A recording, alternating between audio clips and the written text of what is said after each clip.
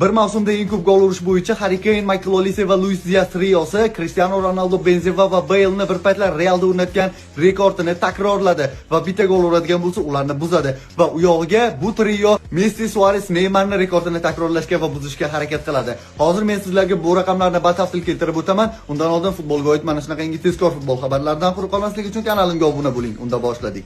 Xo'p, batafsil gapiradigan bo'lsam, Luis Diaz, Harry Kane va Michael Olise triosi bu mavsum Bavariya safida barcha turnirlarda 100 ta gol urishga erishdi va bu umuman olganda futbol tarixida 4-eng yaxshi natija hisoblanadi. Albatta Real Madrid triosi bilan birgalikda. Nega unaqa deyapman? Sababi 2014-2015-yilgi mavsumda ham Cristiano Ronaldo, Benzema va Bale'lar 100 ta gol urgan bir mavsumda. Undan 3 ta yuqoridagi natijalar kimga tegishli deyotgan bo'lsangiz, ularning hammasi Messi, Suarez va Neymar triosiga tegishli. Keling ko'rib chiqamiz. Ya'ni 3-darajali natija Messi triosiga tegishli. Ular 2016-2017-yilgi mavsumda 111 ta gol urishgan birgalikda.